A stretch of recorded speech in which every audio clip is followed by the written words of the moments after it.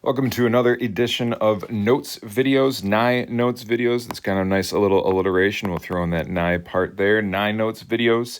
I have my crayon handy because you're going to jot down some notes as we continue to go. This video, again, is for brand new content, something that you can put into your notebooks. I highly recommend having a paper notebook next to you so you can have this thing full screen. You can see exactly my examples. And then, like we did last time, I will put little icons in the corner when I need you to stop, when I need you to write some things down, and when I want you to try some things. Before we totally dive in, we have to understand this word quotients. And what I want you to always connect is quotients is connected to division. And so if we're talking about division, we're talking about dividing exponents, and this is going to be just like the last one. These are going to be things with common bases. So if we see common bases, we're going to look at dividing exponents that have common bases and what we can do from there, finding shortcuts and finding why it works. Let's dive in. First thing, you're going to be looking at stopping, listening, but also writing this down. I'm going to highlight some things into here, and this is just your first note, and this is our key concept, so you might want to title it Key Concept. And then just like you had it in your title, this is a quotient of powers. So we're going to define what that means. And so your quotient of powers definition is to divide powers with the same base. Your shortcut is to subtract their exponents. And you might want to underline this section here because that's the shortcut. That's what you're going to be doing when you see those common bases, but make sure that we're talking about common bases. So only subtracting exponents when we have a common base. You have two examples here. I don't need you to write them down, but just check them out because we will explore them a little bit further. And we'll start diving into what that means. If you need to, and if I'm moving too fast, hit pause. That's the stop portion of this video. Hit pause and finish writing down the rest of that definition. Otherwise, we're going to move ahead. Hit play when you're ready to go. Here's our first example of our shortcut. This one's just going to be a listen page, just so you can get an idea of what that shortcut looks like. And I'm going to dive into a little bit about the why that this works and why everything happens this way. Before I get into why, we're just going to write this in expanded form. So I have 3 times 3 times 3 times 3 times 3, 5 threes as my numerator, being divided by 2 threes being multiplied together as my denominator. I'm going to now take this fraction and rewrite it in a different way that helps us understand why this works. So I'm going to take these, and knowing that this is a gigantic chain of multiplication, I can start writing these as its own fraction, 3 over 3, being multiplied by another fraction of 3 over 3. And now I have no more 3's in my denominator, so now I have no more fractions over 3 that I can write. However, I do have 3 more whole number 3's. And remember, we can always write a whole number 3 as a fraction over 1. Not necessary, but we can do it that way if we need to. So now if we look at what's happening here, if I can find out what's happening here, and based off our warm-ups in the past, we've talked about a couple things. We've seen that when I have, and reminded ourselves that when I'm dividing a number by itself, that is equal to the number 1. So 3/3, that's 1 whole. Another 3/3, that's 1 whole. And now I'm just taking that times 3 times 3 times 3, because 3 divided by 1 is just 3. 3 divided by 1, just 3. 3 divided by 1, just 3. So now if I look at actually solving, I'm taking 1 times 1, which is 1, times 3, which is 3, times 3, which is 9, times 3, which is 27. So really what it boiled down to is my answer is 27. And if I looked at what I actually did, all I did to get 27 was take 3 to the 3rd power. And so if we look at back to our original idea, and I'm going to switch over to this final thing here, our original problem was 3 to the 5th over 3 to the 2nd. Our shortcut, according to our notes, was to say when you have common bases, 3, just subtract the exponents, 5 minus 2. 5 minus 2 is 3, so now I have 3 in my common base to the 3rd power, and that's what I got for my answer, 3 to the 3rd power, or 27, once I actually solved. So our shortcut kind of gets in this idea of canceling things out as one entire whole.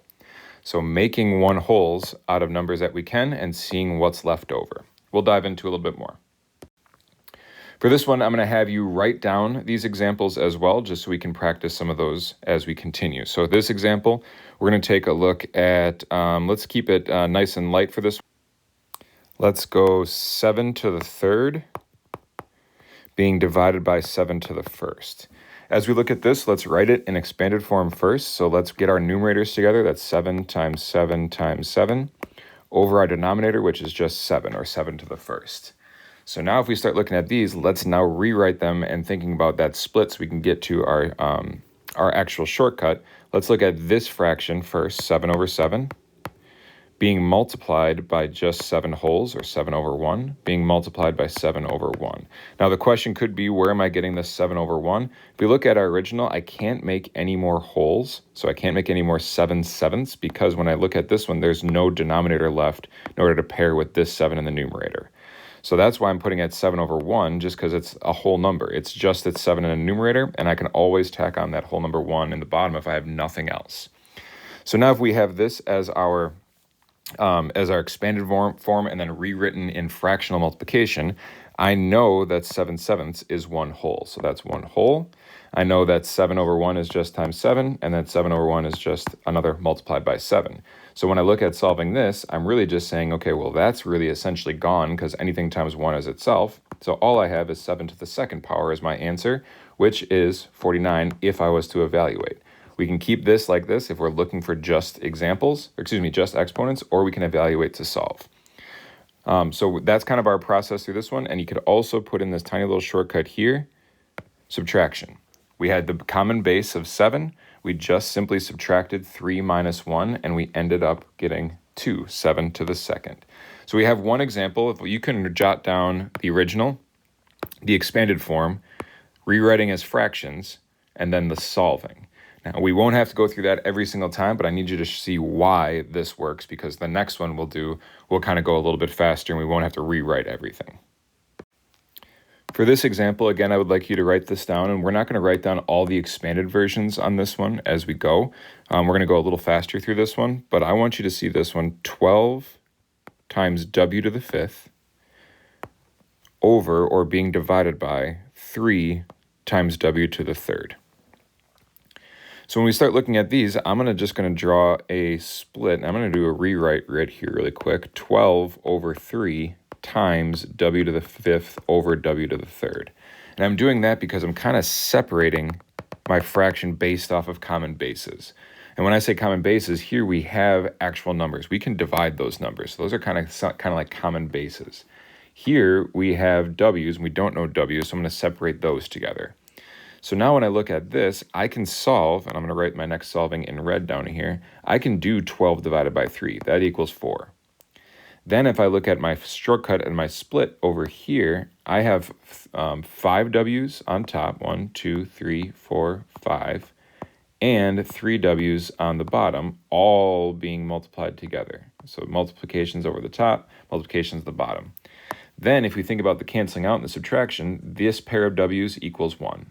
This pair of w's equals 1. This pair of w's equals 1. What's left over? 2 w's in my numerator, therefore w to the second. So I just subtracted away my exponents when I had common bases, and that was all this idea of canceling out, knowing that w over w equals 1 whole. So my final answer, since I can't multiply anything more, is 4 times w to the second power. And I just kept my base, the ones that were common bases, or the ones that I could divide, kept that as a number, kept this as a number, and I can't multiply them any further than I have here because I don't know what w is. For this problem, this is just a listen problem because there's another extension that we can take these further, but I don't need you to write this example down because on page 25, you have a bunch of examples that go through things like that you can also access those tutor videos. So you can see how I do this one. You can see how the tutor videos do this as well. But I'm going to tackle G, and I'm just going to rewrite it so I have more space. And I have 3 to the 4th being multiplied by 5 to the 2nd, being multiplied by 7 to the 5th, all being divided by 3 to the 2nd times 5, and I'm going to put 5 to the 1st just because I like seeing the exponents there, even though there's an invisible number 1 up there. Since there's just one singular 5, that's like 5 to the 1st, times 7 to the 3rd power. Now, I'm going to treat these, like I said before, these all have regular numbers as their base, so we really could start dividing, but we see exponents in every single one of those terms, so it might be easier to simplify before we actually start solving what the numbers represent, meaning rather than take 3 to the 4th power get the number, divide that by 3 to the second power and get the number. It might be easier just to rewrite them in terms of exponents before we actually need to evaluate and solve. So for the first set, I have 3 to the fourth being divided by 3 to the second. My shortcut says just simply to get my different color here, just simply to subtract my exponents. 4 minus 2 is 2, so that's 3 keeping the base with the exponent 2. My shortcut for the second one says to subtract, so I keep my base 5 to the first. 2 minus 1 is 1. And then for the last term, I have 7 to the fifth divided by 7 to the third. 5 minus 3 is 2. That's 7 squared. And remember, this is just kind of canceling out a lot of those terms. So rather than writing 5 sevens over 3 sevens, instead of going through all the canceling out every single time, we're just kind of looking at this shortcut and we're saying, okay, well, what is left over? 2 of them, because I was able to make 3 entire whole numbers. 7 over 7 is 1 whole, 7 over 7, 1 whole, 7 over 7, 1 whole. I'm left with now just 7 times 7. Now, if I look at this final answer, I could go further and evaluate, or I could just simplify, which is what I have in the circle. So I could then solve and say, okay, well, I know that 3 to the second power is 9. I know that 5 to the first is 5. And I know that 7 to the second is 49.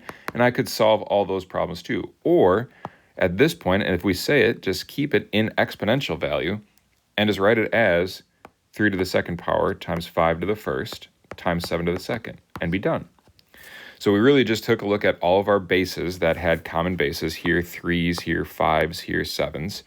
And since everything did have an exponent, we were like, okay, well, let's just simplify it rather than solving it. So hopefully we start to see this pattern a little bit and we continue to kind of utilize this common base subtraction of division.